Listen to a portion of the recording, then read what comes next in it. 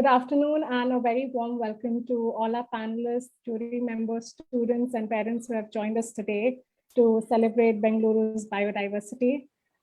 Today's Bengaluru Biodiversity Chache is an initiative that we all have been really looking forward to, and we're happy that all of you have joined us. Most of you might have heard about the slender lorises near, the IISc campus, the lesser floricans on the 356-acre Hesaraghatta grasslands in the city, the solitary bees, which we might see in our backyards also. And if you have been following Citizen Matters closely on our social media, if you read articles on the website, you might have also seen that by now there are many challenges that our biodiversity is facing because of rapid urbanization in the city. Over the last year, Citizen Matters and Monga Bay India, supported by the Bengaluru Sustainability Forum, BSF, have worked together to document Bengaluru's biodiversity. As our project, we call it the why and how of Bengaluru's biodiversity. It nears completion now, and this is kind of, this event kind of culminates everything that we have done in the last 1 year.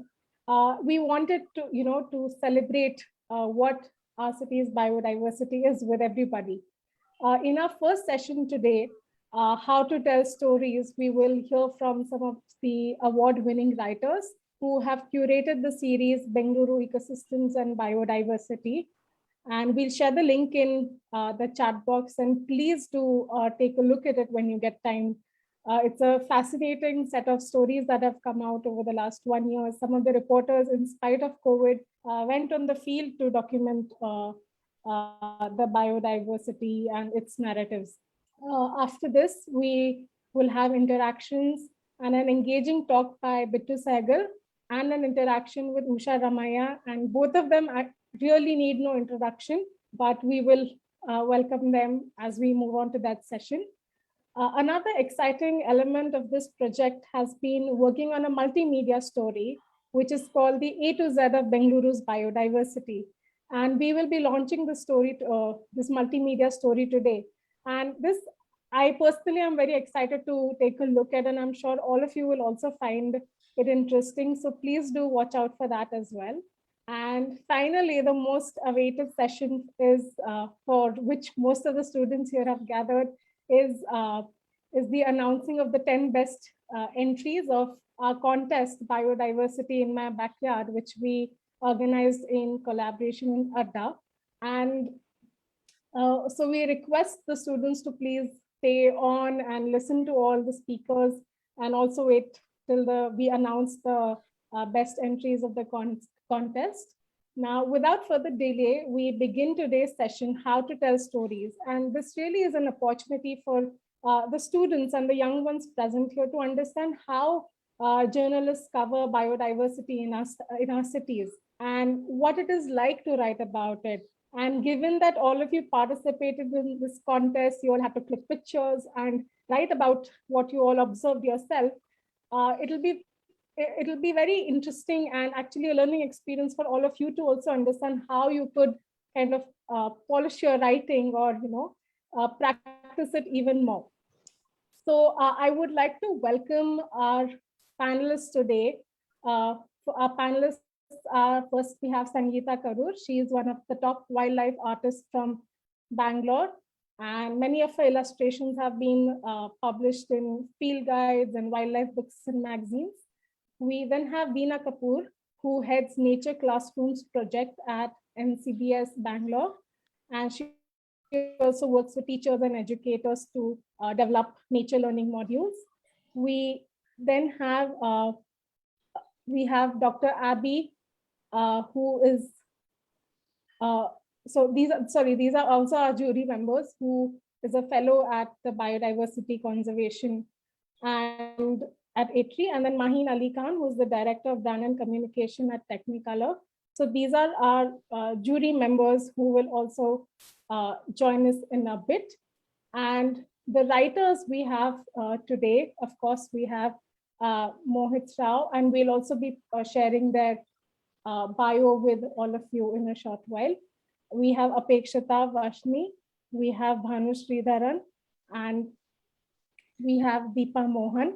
So we look forward to having all of them join us. And the moderator for this session is Vasanti Hariprakash. She is presently the founder editor of Pickle Jar, which is a content and event multimedia that tells stories about changing India. And Vasanti is also a radio television journalist, columnist with the Deccan Herald, and she hosts a podcast called Dosa King, which is, you can check it out on Spotify. So before I hand it over to Vasanti, a request to all who have joined us today to please keep your mics on mute, and you can feel free to keep the videos on, but ensure that there's no disturbances. And to all the students who have joined us, Vasanti is going to have a bunch of questions for you all. So to make it interactive, please do respond to her. If she asks you to unmute and speak, please feel free to drop in your questions and comments in the chat box, and we'll get back to you. So over to you, Vasanti. Thank you. Thank you so much, Ekta, and thank you to Citizen Matters and Mungabe. Yelrigu namaskara, whoever has joined in, and it's a Saturday which is going to be put to very, very good use.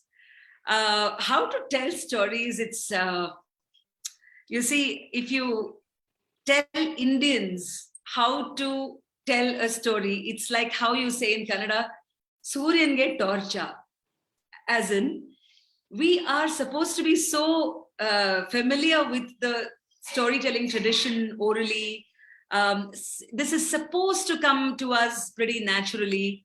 And at the same time, there is very, there is not enough of, let's say, the good stories that ought to be about the things that matter to us, that should be in the mainstream. Now, what do I mean by the mainstream? I don't necessarily mean television channels or in the newspaper, but it has to be in our conversations. So there are some people today joining us on this invited panel who are already doing that. And it's my pleasure to be talking to them and drawing out their stories, and thereby telling you a hint of how you can tell your story. So I'm told by Meera and everybody from the Citizen Matters team that there are students who are joining us, and nothing can kind of energize me more than that. So I'm going to put out a poll question right away, which is, if at all you had this fantastic opportunity to just get lost, like, when we annoy our parents or teachers, just go get lost, man. But if really we were to get lost, and lost in an island or hills, not even hill station, I'm saying literally it's you and the vast carpet of nature. If it is just you and the rolling sea, or I don't know, whichever plateau or reef, I want to ask you, just close your eyes for the next few seconds and imagine that if you were to be lost in a way that nobody can get in touch with you for the next 3 days and nights, where will that be? Which place of the planet? Even out of the planet, I don't mind at all. If you have any plan, Tesla-like plans, go for it. And you also have, if you love this, some creature, like I know, Slender Loris has been a point of discussion, but if there is any Pakshi or Prani that you would love to get lost with, I want you to say that in the chat box. I don't know what your schools you've been studying and reading, but please feel free to speak your imagination and keep putting that on the chat box. Which place, and this is open to not just children, but those who are child at heart as well. So those who are watching us live on Facebook, you can do that. Meanwhile, what I'm going to do is to very, very quickly go across to our, panel of writers who are so engaged in actual storytelling, which creates impact, which as a journalist, as in somebody who's watching the environment, is more data backed and researched. So I think those who are in the studying for this and have applied or written essays, you're going to benefit from this conversation. So let me come to our writers now. I had, I had a request that if any of you has your favorite report or something which really took you very long, we're going to take a few minutes to just share with the student audience and the others why it was so difficult for you, why that story meant more than just a story. It isn't just a job that we are engaged in, but something stirs within us journalists to say that, yes, I have to put the story out to the world. So if you really want to read out a few lines from your report, how you looked at it and why you did that story, this is what the first few minutes are going to be. In the interest of time, given that we have about 50 minutes now, so I'm going to request any of you, would you like to raise your hand, or maybe the first person I see here is Apeksha. So do you want to do that? Sure, absolutely. I in fact do have a favorite story that I want to talk about, and it's the story called Bengaluru's Lost Crop Varieties, How We're Missing Out on Local Nutritious Food. So this story talks about what we ate 100 or 200 years ago and compares it to what we eat today. And to just give you a quick context of the story, I'll read out a paragraph. So, okay, locally grown gourds and tubers have long been replaced by the more expensive English vegetables like cauliflower and cabbage. Millet for an average urban citizen is now synonymous with ragi and not other traditional varieties like navane or samai. And one thinks of tuar dal while listing legumes, not avare or tovare. So I'm not sure if any of you have even heard these names before, but my objective in this story was to understand what people in Bangalore or the Mysore Kingdom ate 200 years ago and compare it to what people eat today. And the only reason why this was possible was because there was this British botanist and surgeon called Francis Hamilton Buchanan, who surveyed the Mysore Kingdom 200 years ago in the year 1800. And this person painstakingly made notes of the kind of crops, cropping patterns, caste-based professions, trade, antiquities that he saw in the entire kingdom. And what came out was that people back then ate tens of varieties of millet, of rice, and also who ate what. So ragi, this person noted, was actually the food of the lower rank of masses. And as a lot of us know now, that ragi has no longer remained food of the lower rank. It has been revived, and a lot of urban health conscious citizens have become patrons of ragi cafes. So it was extremely challenging to tell the story because one was to look at books and research that were published that spoke about food that was eaten back then, and then compare it to what people eat now. Now, there are many ways to talk about what people eat now. You can conduct interviews and you can find out what people are eating, but that information is not authoritative. So what I did was that I looked at this particular research that researchers at Azim Premji University conducted, where they spoke to about 200 grandmothers on how their food has changed in their generation.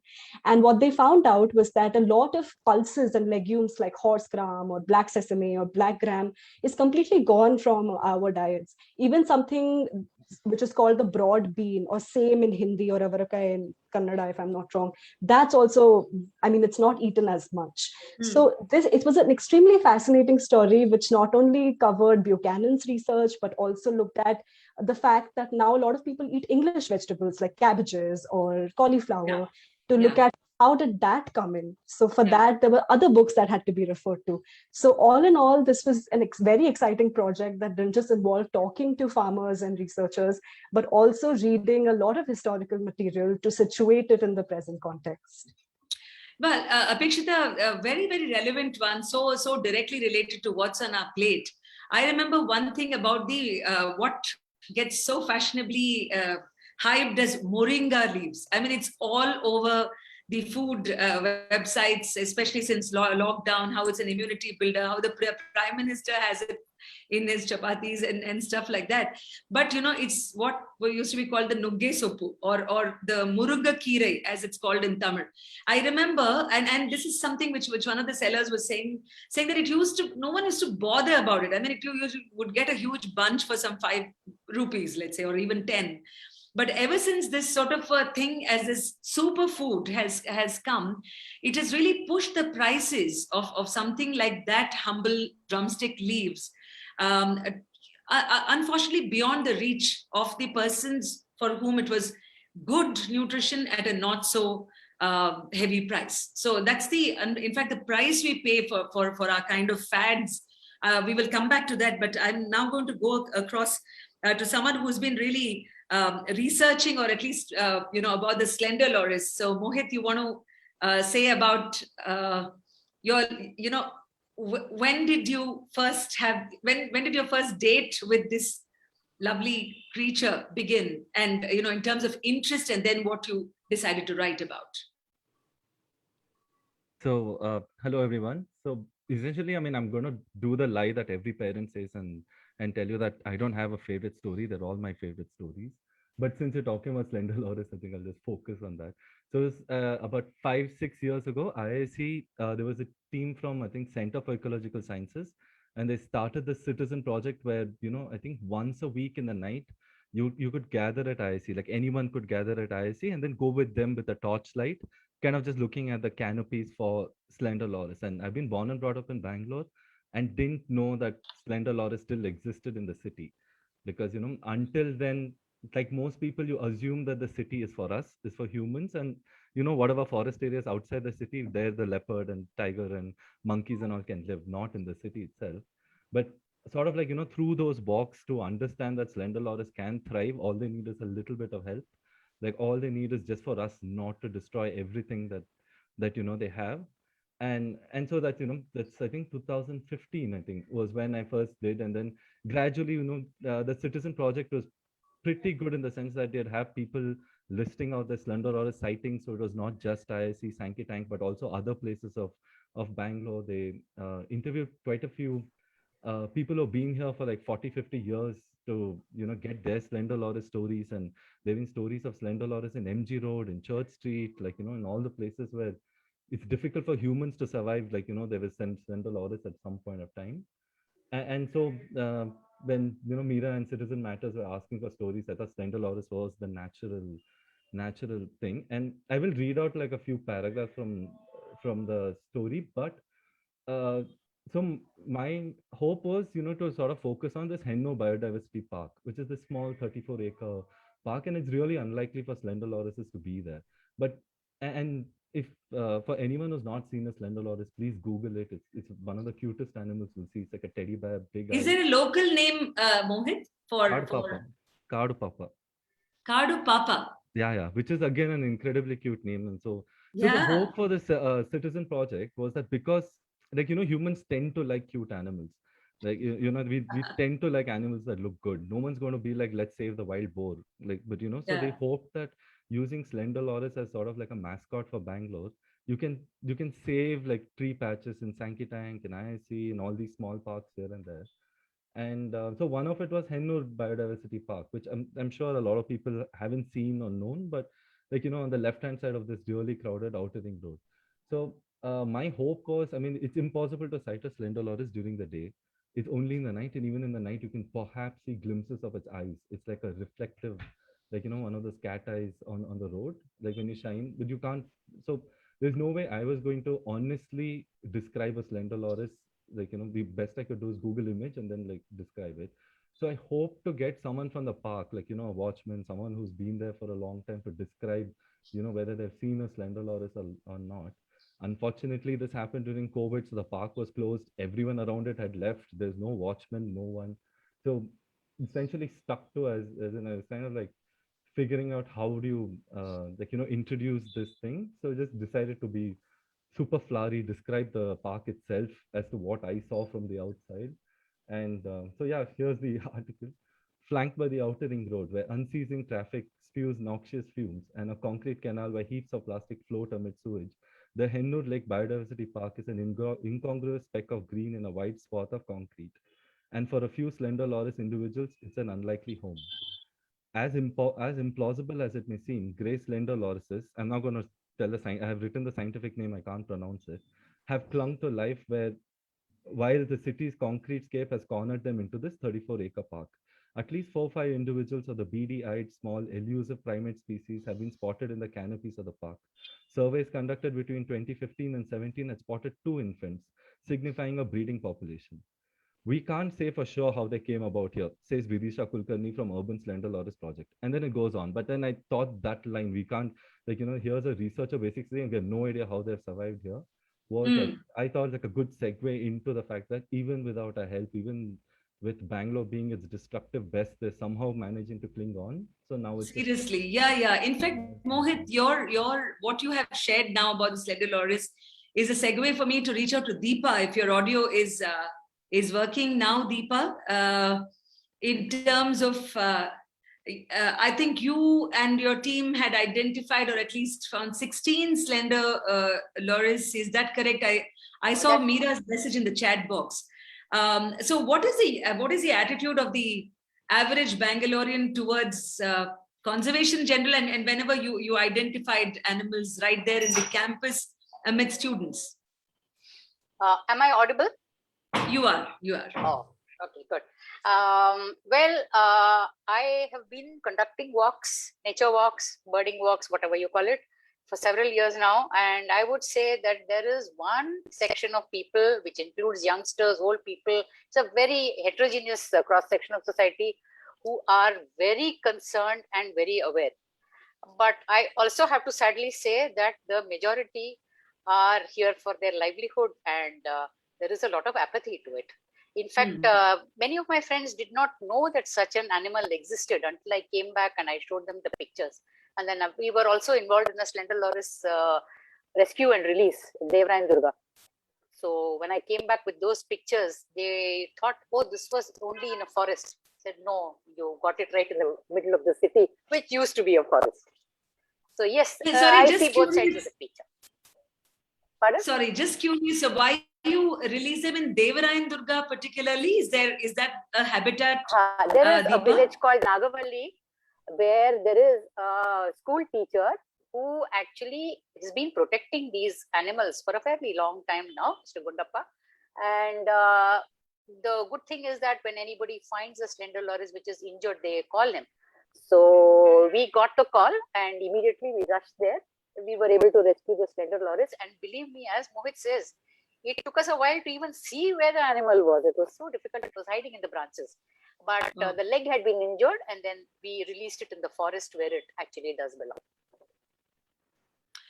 Yeah, I mean, right amidst us, we don't realize the biodiversity that's there. I'm going to go to Bhanu Sridharan now. Bhanu, you have had, I think, let's say, good fortune, the bhagya of seeing hornbills, have you? Yeah, I used to be. I have an MSc in wildlife biology, and I used to be a researcher, and I worked with a conservation organization for a while. So yeah, in those times, I was conserving hornbills in Arunachal Pradesh. So yeah, I have, and also along in my travels in the Western Ghats and stuff. So for all the students who are here, and some of them have already started answering my question, which I had said, where would you like to get lost? And I took a sneak peek at the chat box and someone saying the Northeast. Of course, the other answers might be trickling in. And if you have just tuned in, I know that there are a few people joining in. This was the question. I am giving you today the whole freedom to get lost in a place of your choice for the next 3 days, undisturbed by anybody in civilization, with your favorite Pakshi or Prani. You just have to say who. And of course, you can share that in the chat box. But back to you, Bhanu, very quickly before we go on to the other speakers. You wrote a very important story, I thought, which is about the environmental clearance. Now, a lot of people, are kind of happy when you say, okay, because there are, all of India, which is an emerging economy, there are forests sort of, they are deforested to make way for things which, have to build power plants or mines, and so, the economic development part. But in the consequence is that there are some of these tick marks that these industries have to do, which is the environmental clearance. And you wrote about it. If you can actually tell our audience today, what did you actually find? So again, when Meera and others reached out to me for this series, one of the things that, I mean, apart from, we tend to focus on environmental impacts in forests and all these remote places, northeast or Andamans or the Western Ghats. But there is a lot of biodiversity, as we've heard from Mohit and Apekshita and others. There is a lot of biodiversity in our cities, even within Bangalore city. And even though many development activities, especially builders or industries or any of these things, they are supposed to look at the impacts of their projects, and government agencies are supposed to look at how these projects will impact the environment. But there's very little focus on biodiversity within the city. So it's generally assumed that it's Bangalore, there's nothing here, there's no wildlife, there's nothing here worth conserving. So we'll only look at impacts like pollution, air pollution, water pollution, that sort of a thing. But according with legal framework is such that we are supposed to look at biodiversity impacts, and there is a lot. And as the world becomes more and more urbanized, it is going to become important to start looking at impacts of these projects within the city on cities' wildlife. So that was kind of the motivation for looking at this series. So I didn't even like circle a park boundary. I have basically been at my laptop looking at reports, environment impact assessment reports that companies, builders are supposed to provide the government, based on which they're supposed to decide whether this project can be cleared or not. And I've just been looking at how they've been assessing wildlife. And I mean, there's a lot of detail, but spoiler alert, they don't look at these impacts very well. So, yeah. See, I'm just picking up a line from your story, where you said the construction proposals, and this is something which I specially picked because we all want to build our houses, and we want it in prime areas in the city, or at least in in places where it's good and has access to many facilities. But construction proposals often entirely dismiss the existence of biodiversity. They characterize the sites as vacant lands with only a few shrubs or grasslands, or as agricultural land to be converted for residential use. Even when highly protected species are listed in these areas, no measures are specified for conserving them or their habitats for that matter. I think the number of, let's say, even snakes that let's say surface when I don't know, during specific seasons of the year. I have had 3 visits from snakes in my house, which was not just another ordinary snake. I had to take some time to get used to, and I used to stay close to the GKVK campus, the Gandhi Krishi Vignana Kendra. Yeah, so that's you don't where know I how stay. to. Oh, is that so? Okay. Yeah. So you see, and once in a while you have newspapers carrying these items, either, okay, snake Shyam has caught these, and then there are these species. But actually, as, let's say, ordinary people living our lives, we are just petrified to see a beyond normal looking creature, and we don't know how to do that. So, and this question is open to everybody here, is that what is the kind of measures therefore? I mean, one is we have tackled the storytelling part, where each of you has played a part in highlighting something which is so relevant to us in our city space. It's not some exotic thing. It's related to us, and we owe it that we address this. Now, what do you think? Should there be policies, or should there be, like, NGOs stepping into the space, or in school curriculum, where you are more sensitized to what do you actually do when you find these species on the so-called wasteland or vacant sites, right? So what should we be doing that we are not doing at the moment? Anybody? Mohit, Apekshita, Bhanu, I mean, I leave this question open. From your experience of this whole biodiversity, and it's not just animals, I mean, it's even rare trees and tree cover that we are losing. I think, as you said, all of these, it has to be both. Kids in school have to be educated and made more aware, and they should have the opportunity to experience nature and wildlife more freely within their own Yeah. homes. That is what I feel. We have everything on paper and we do not take our children out enough at all. Our curriculums don't allow for enough practical experience, which is really fascinating for the children. And Deepa, now with the lockdown, even the little outing that they used to have is something. Ashika, what are your views on this? Yeah, I think what you said is right. It should start at the very young age, this kind of sensitization that needs to come in. But again, I would differ there. When you said lockdown, I think a lot of these animals have come to the places where we used to go. So it's like sitting at home, you're getting to see a lot of these snakes and all right on the road these days, peacocks and these things which had actually gone out of city are back now because of lockdown is what What I meant is that the children are not getting to go out. Of course, there are lots of WhatsApp forwards, like I saw these peacocks on the roads. But if you have to see them on the WhatsApp screens and not in your own, backyard, in that sense, that's what I was referring to. Vasanthi, I'm happy to say that the children are coming back. Now they're still with their parents, but they're coming back on the walks. It's very heartening. Excellent. You want to say a line how people can join your walks, Deepa? Yes, I post my walks on the BNG Birds Facebook group, and BNG Birds also has an IOE group. So I post all my plans on that. They are free and open to everybody, and usually weekends. On the weekend. So is it early morning? Yes, it always is early morning because we start with the birds, we go on to the butterflies, and then we look at the trees, well, everything. Today, the most fascinating thing on my walk this morning was a tiny green link spider, which had caught a locust about 7 times its size. Whoa. So I was showing the children that. Yeah, let's now check it with the children themselves. I'm going to ask people who have answered.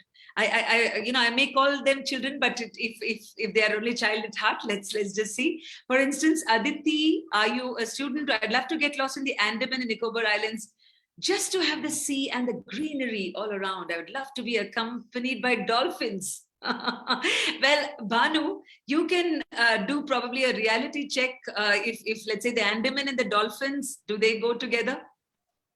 Yeah, but you have to spend a lot more time out in the sea, and you'll have to spend a lot of time to see them. But there's a lot of other great things, even by the beach, by the shore. You don't always have to go out to the sea. So, yeah. See, this is one opportunity that I would love to give everybody, that please put your question in the chat box to whichever guest that you would, like to ask. And you can then unmute yourself. I'm going to ask Anirudh Gopinath to unmute yourself. And you were saying that I would love to get lost in the Tiger Reserve here in Karnataka. The BRT Tiger Reserve, the reason why I chose this is because the forest, rich flora and fauna. I would love to be surrounded by thick forest. If I had to choose an animal to be with me, I would choose the majestic Bengal tiger. Yes. Well, I have a confession to make, but we'll probably tell the story a little later. That this April I was in the Sundarbans in Bengal, and that of course was for a so-called political story. I was following creatures of a different kind. I was there for the Bengal elections, but certainly some very, very beautiful things that I saw and I was on a road and rail 18-day journey across from the south to the the tip of Bengal, and many of these covering the Bangladesh border. I will leave that for a little later, but can we have Anirudh unmute yourself? Yes, ma'am. Yeah. So Anirudh, what's on your mind at the moment? Because there are people who have been reporting on this. What bothers you a lot as someone who is, are you a Bangalorean in that sense? You've been here for long? Yes, ma'am. I have been in Bangalore. Yeah, what do you do now? Right now, I am a 9th grader, of school Bangalore. And I'm also passionate about wildlife, especially the big cats. I love studying about the big cats. And so this is pretty much about me. You see, one, let's say, insight that we would like to have through you into what may be going on in classrooms and schools in our country. Now, is there enough of focus given on environment per se. I know you have environmental sciences, isn't it, as a separate subject with marks and all that. But what do you see among, let's say, your peers? Is there interest in environment and conservation?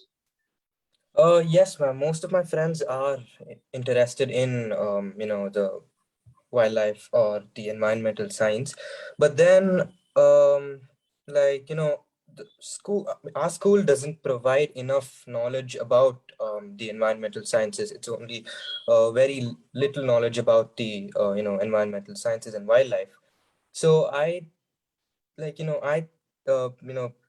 prefer that most school, not only our school, I'm not pointing out only our school, but almost everywhere in India, they should spread awareness about wildlife and environmental sciences and increase the the knowledge that they're sharing. So I think it is necessary for to almost every place in India to increase the the wildlife knowledge that they. Yeah, absolutely. That's so true. So I just I'm going wanted to share one thing, if I can get a minute, please. Here, I think I very much concur with what Anirudh said, because my son is in 8th grade, and during this lockdown, right, what happened was during the holidays we didn't had anywhere to go. So that's when, as a family, me and my son got into this gardening, and that's where practically we learned the importance of bees and the pollinators and all these things practically. And now it is kind of actually helping him learn his subject better rather than just being very theoretical, right? He actually got into those aspects practically, right? So that is kind of helping. I think that what Deepa mentioned also is absolutely right. Ki more of practical exposure in this would definitely help at a very young age rather than just being at a theoretical level. Yes, and that of course has been the silver lining. Thank you, Anirudh. And I just want to move to the next person who wants to ask the question. But a quick share is also that, Ashika, for your what you were saying, in my, let's say, the children in my neighborhood, or even a niece of mine, who's very passionate. She's a big YouTube watcher. She has her own role models and heroes. She's about 11, and then she was telling me that I'm her aunt, so I'm Dodama kind of thing. So she's saying that I would want to save the sea turtle, and this is what we should not chuck this. But when the next time she had ordered something on the Swiggy Zomato thing, and this huge packaging and something came up in plastic and things like that. So I was trying to tell her, I said, see, do you think this is, you're just trying to nudge the children towards thinking about, it's not just about saving the sea turtle somewhere that, let's say, I don't know, Britney Spears or somebody wants to make a campaign out of. It's also about reducing wastage, reducing consumption, probably not using plastic, and especially this sort of packaging material. So I feel that the onus is also a lot on us generation, whether we call teachers or parents, or the media, you see, to make these linkages very clear to the young people. Absolutely. Who are otherwise not short on passion at all, but may not realize that there is a bigger picture. Right. Yes. So one. Yes. So Meera says, folks, do feel free to turn the video on. Yes, please do that. And I am also seeing another. Rakshan Pandian, if you want to come on video or just audio to share your views, Rakshan, if I were to choose, it would be the uninhabited island. The sea is vast and great, and I would like to be near it. So if you had to choose an animal, a dolphin. Okay, dolphin is scoring high on everyone's favorite list anytime. They're just so cute, and like Mohit said, if animals are not cutesy looking, it's tough to have a campaign for them. But Rakshan, tell us what really disturbs you when is there something that you see around that should be conserved? Well, I would say that I really like the ocean, and I just want the ocean to be conserved. I don't want any pollution in the ocean because it hurts the marine life. I just like marine life as a whole. It doesn't matter if it's a shark or a fish, or if it's zooplankton, or if it is salmon or dolphins or whales. I just like marine life as a whole. I would want What do the you do, ocean. Rakshit? Are you studying? Oh, what? Oh, Are you yes. studying? What? Are you in? Are you in school, college? Yes, I mean, I'm in school. okay. So, Yes, so apart from what you actually get as curriculum, when we are talking about how to tell stories, is that something of your interest that you would like to choose something as a career where you are telling stories of environment and animals and biodiversity? well, I would like to be a marine biologist, I guess. And is the tayari on? What it takes to be. Do you have enough information? Yes, I think so. Excellent. Is there anything that you would wanted to ask the guests? Sir? No, thank you. Well, you see, we do have students or people with us who are actually armed with information and pretty sorted in that sense. So I'm going to get to my second set of questions, which is, that what is uncovered? When you're saying how to tell the stories, one part is to focus on the stories that, and what it took to say, which is what you all shared in the first half. But what is not at all given coverage in the media or has not yet come out? Is there something which you have found? And I mean, Apekshita or Bhanu, which, or at least is in your pending list, that this is a story worth being told, but it's a very, very unique kind of thing. See, one thing, let me share with you.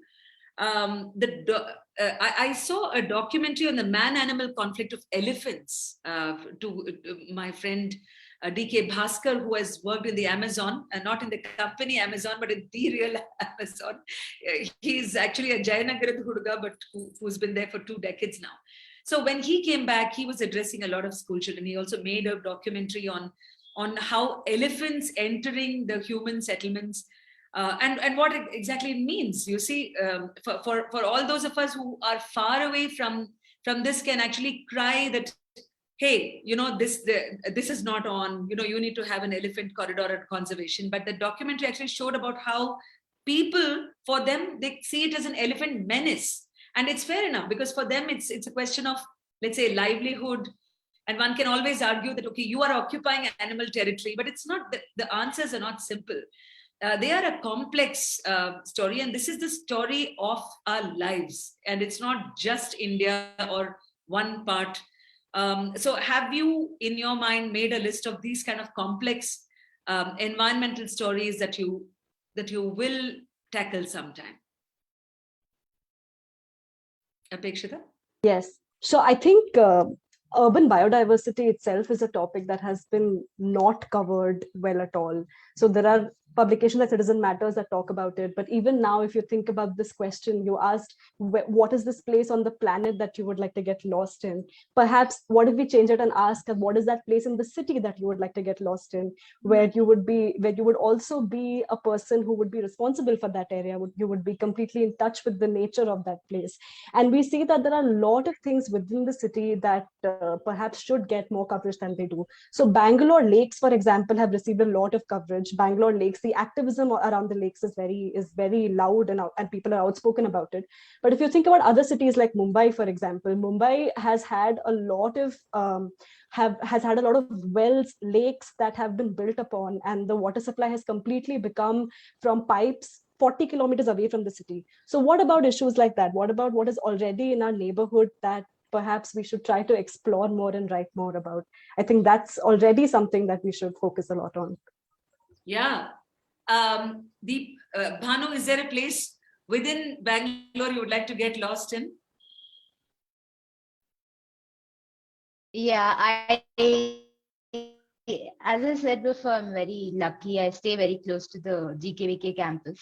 So I regularly have access to the campus and I do get lost there. So yeah, that way I'm really lucky to be staying in such a green place. You are. I forgot that location we shared. But, to my other question of what are the stories that you haven't even been able to touch, but you would want to?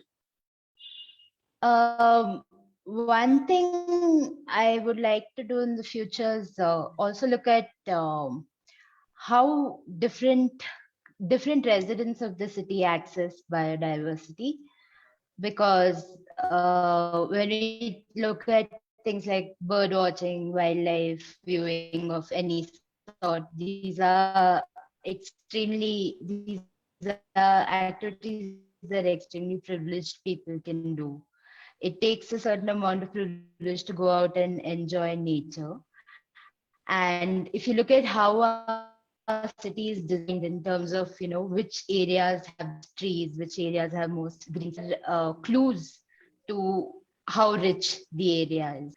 And it's well documented. It's been studied a lot in cities across the world that the greener and more biodiverse regions of the city are usually built for the richer residents, while poorer residents who often depend on that nature much more, either for food or for shade or any of these things, their access gets reduced day by day. So that's something I'd like. Yeah. Your audio is sort of breaking, but we did get the gist of what you're saying, Bhanu.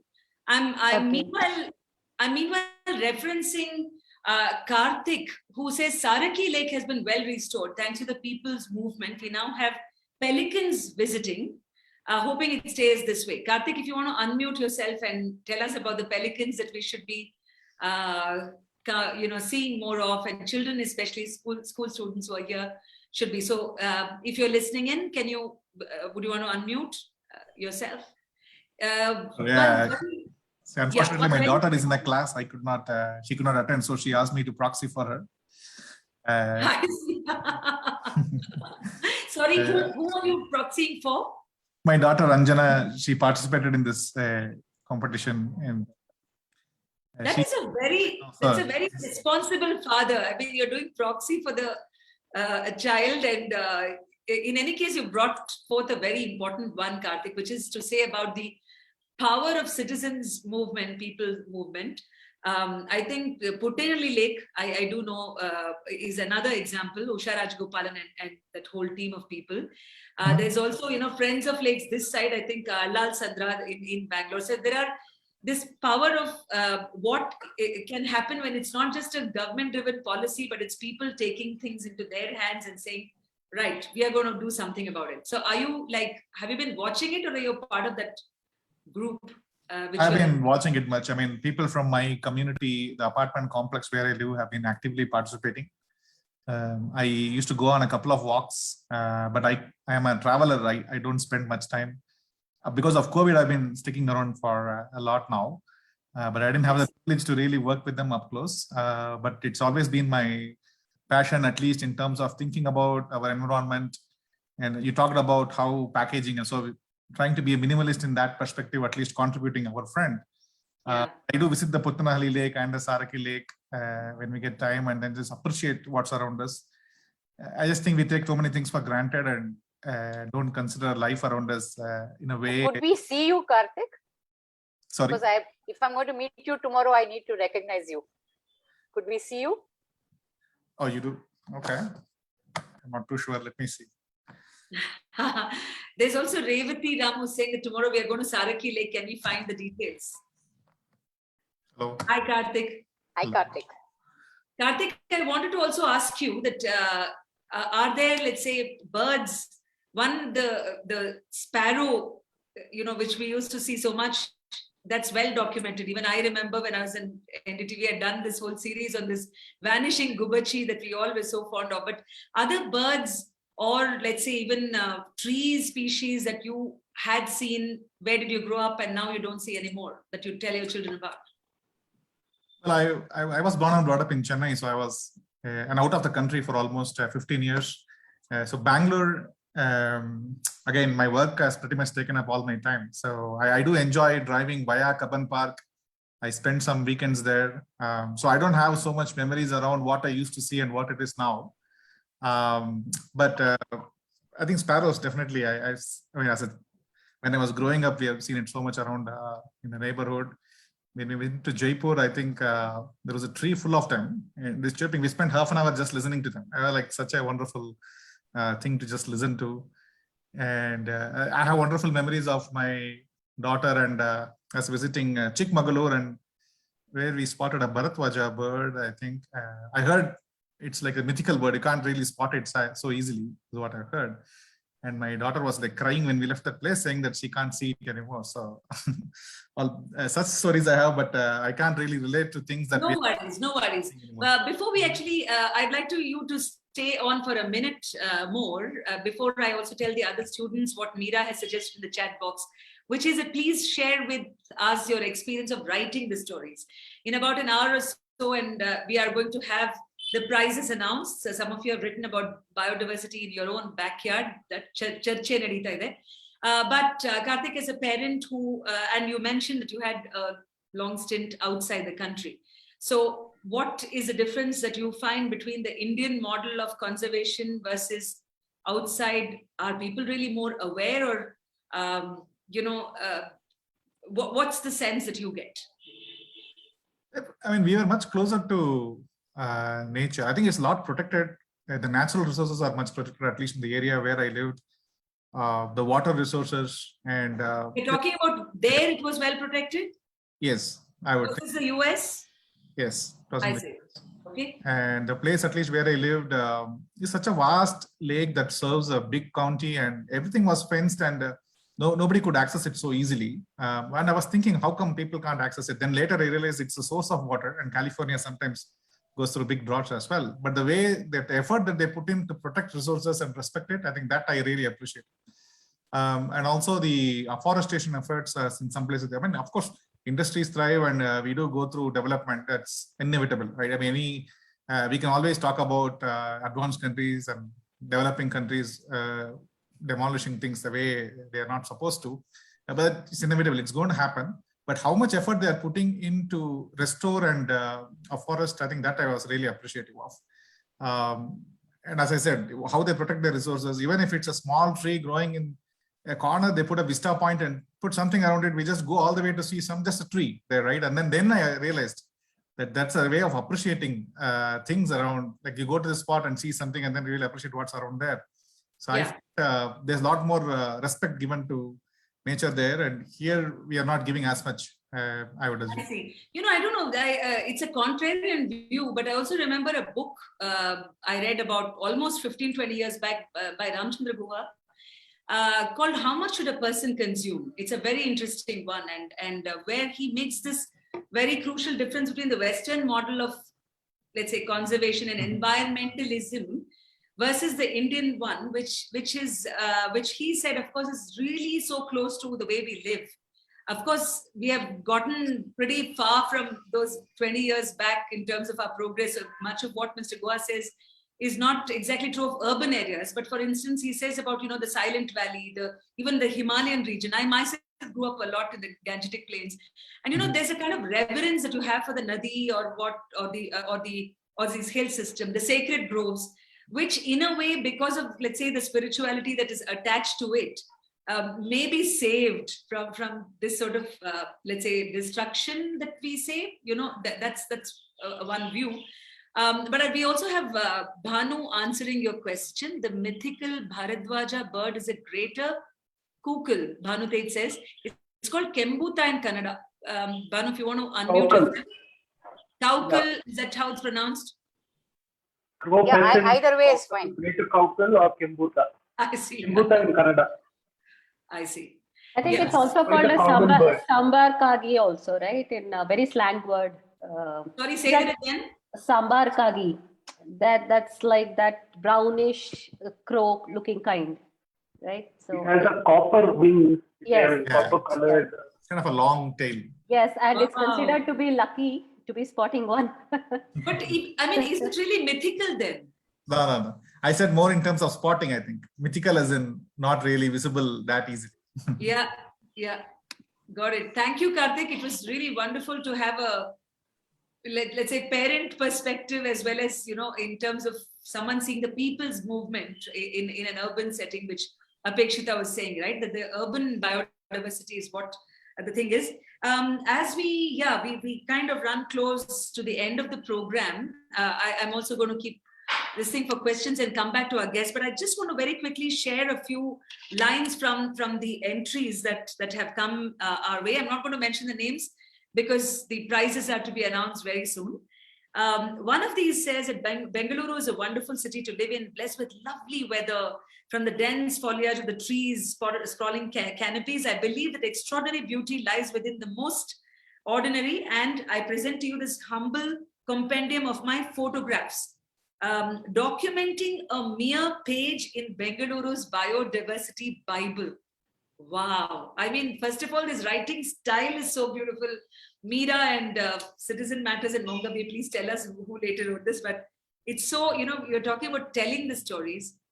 And as a storyteller, I can say that it's so good when somebody tells a story well. It's so compelling that you want to do more and the impact is better.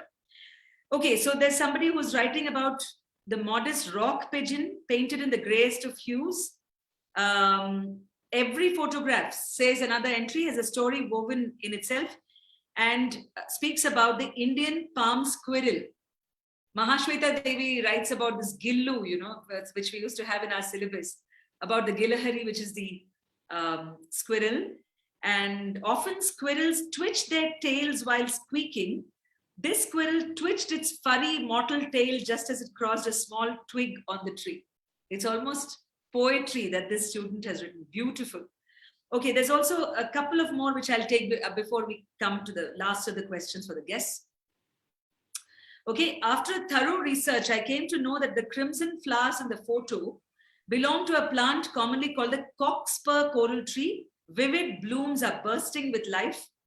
Also speaks about pollinating the flowers as a female rock bee whose species is rapidly vanishing in Bengaluru due to human activity. The beehives seen hanging from roofs of buildings often belong to rock bees, which are known for their highly defensive nature. If awareness and vigilance among us Bengalurians goes on catching at the rates that it is today, I'm positive we will continue to live in harmony with the biodiversity we all are a part of, says the student.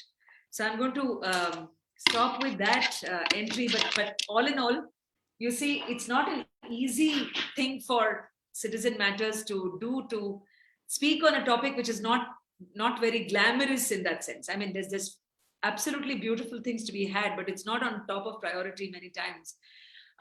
So I'm going to ask our guests here, writers or those who are involved, saying that, do you sometimes get this feeling that when you're writing, that not many people are reading or watching you, that it's somehow environment is pushed to the niche, and that if you were to be writing, let's say, about politics or crime, you would be read by far more people.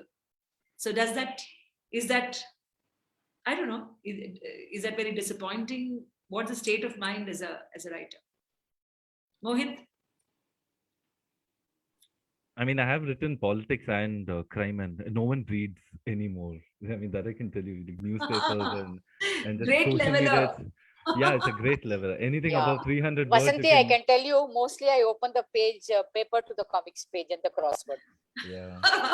Thank you, Yeah, so Deepa. it's a great level. The only, the Sorry, only Mohit. good thing about environment in particular is that someone somewhere reads it. And even now, like, my stories from 2014 and 16, someone will send me a link saying, hey, I'm doing research on this. Can you please give me this contact or that? And somewhere in this great repository of knowledge is your article. So I think that's the best I can hope for. And definitely not thousands of people reading it and getting angry and demanding policy change. That gave us hope, I think, 1 year after I joined journalism. Yeah, but who knows? Sometimes it might be a campaign that might gotten on. Yeah. It'll Isn't be it? there. Someone's change.org petition, it'll be there, one of the links there. So, incrementally things happen. Yeah, for sure. Bhanu? Yeah, I agree with what Mohit was saying, but I think over the years, what I've realized is you just have to keep telling the stories and you have to keep reporting on certain topics.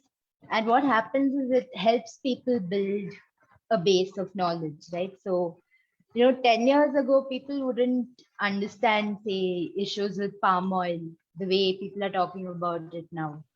at least on social media.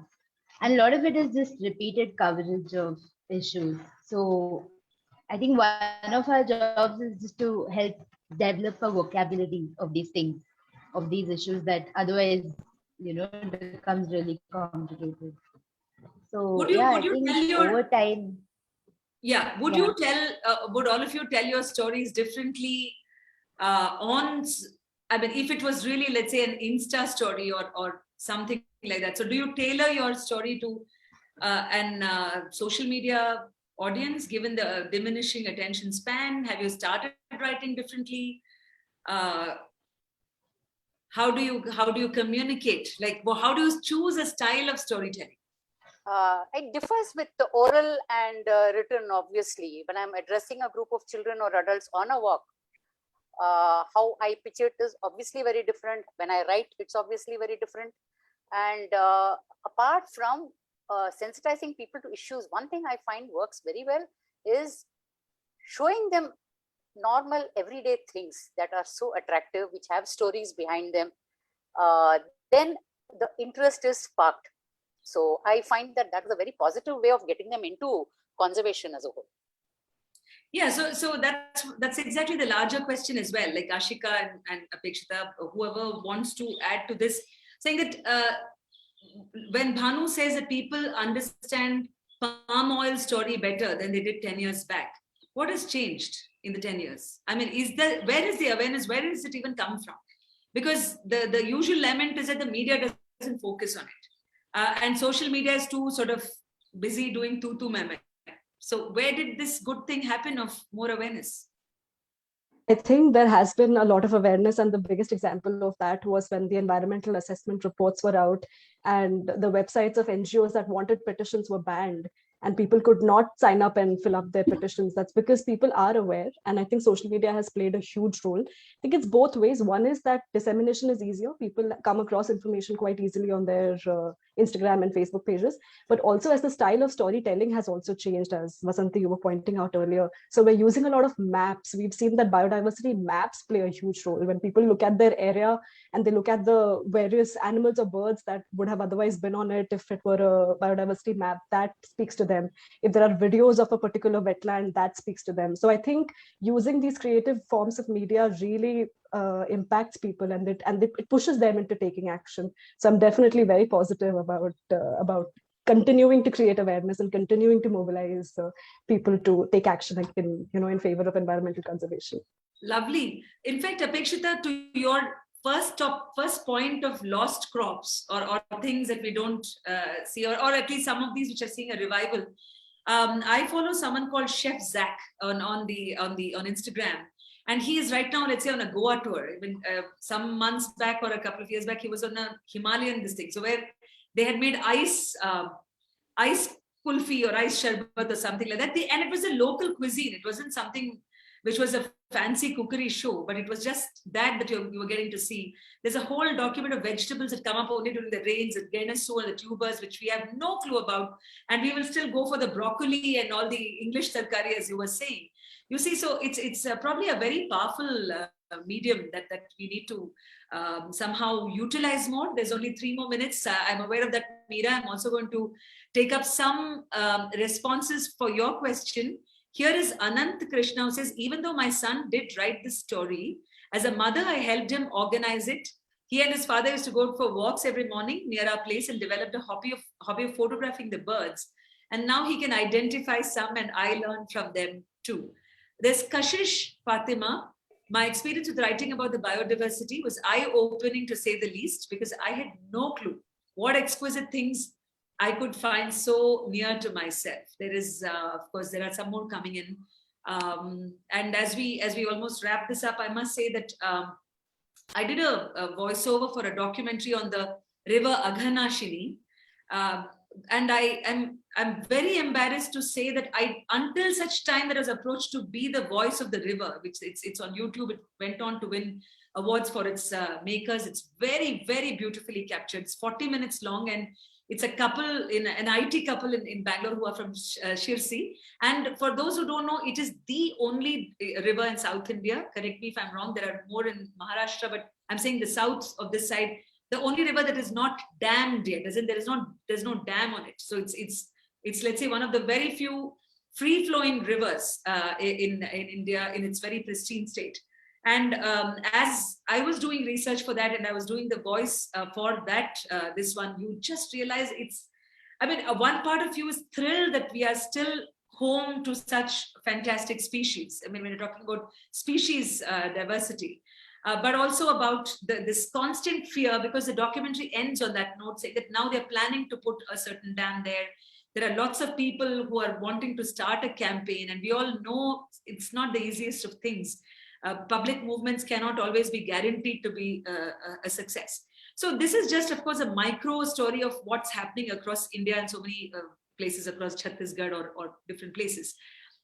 Today has been a sharing which is very, very holistic.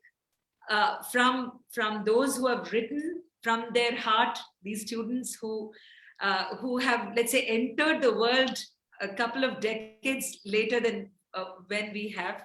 And we are the ones who are probably supposed to be leaving behind a greater planet, but they are seeing what they have and they've written about it. In a few minutes, the prizes will be announced. We will get to know, but it's beautiful, Citizen Matters. I'd really like all of us to, unmute ourselves and applaud this effort and initiative. Absolutely. By everybody who's been involved with this. Team Mongabe also saying to select something and really, even if it's starting small. To those of you who have participated, fantastic. And the students, the parents who have co-written and done the homework, that's so typical, go for it. But also the fact that we are going to be hearing one of the pioneers of conservation, Mr. Bittu Sehgal, and of course, Ms. Usha Ramaya is also going to be with us, I'm told. I very keenly look forward, but last 2 minutes, if anybody has anything to say from our writers or guests, the floor is ours.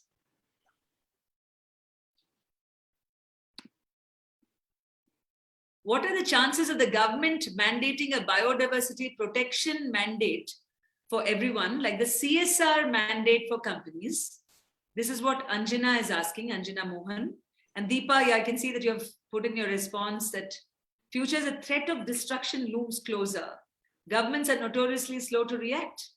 There's one thing about slow to react, but there's also unwillingness to react. So I think there's a lot to be said. And matlab, there's just probably, it'll start off. As long as we have the definition of development as something that is only human oriented, we are going to face trouble. But I agree. I agree. So if the questions are at the moment, not coming or we have tackled them all, I'd like to really thank all of you for this wonderful weekend spent. And Mohit, I can see that you have left a message there, enough laws protecting the biodiversity, but yeah, whether these laws will change the government policies and change mindsets, that's where we are. With that, I hand this back to Ekta. Meera, back to you. Thank you, Vasanthi. Thank you. Pleasure. Stay in touch. All good people need to be together. I think, given that we can see our names in the chat boxes, let's reach out and be connected with each other's work. Amplify. I think that is something which we can do. I'm certainly going to keep an eye out on all your stories. So the next few minutes after this should be busy sending out friendship requests to each other, or just so that we are backing each other up. And I mean this for the students as well, that you give us a lot of hope with what you have written. Dhanyavada and thank you. Thank you so much, Vasanthi, for moderating this session. It's always a joy to have you with us. And also thanks to Mohit, Apekshita, Bhanu, Deepa for joining us, and Ashika and everybody else who shared their inputs, especially the parents and the students.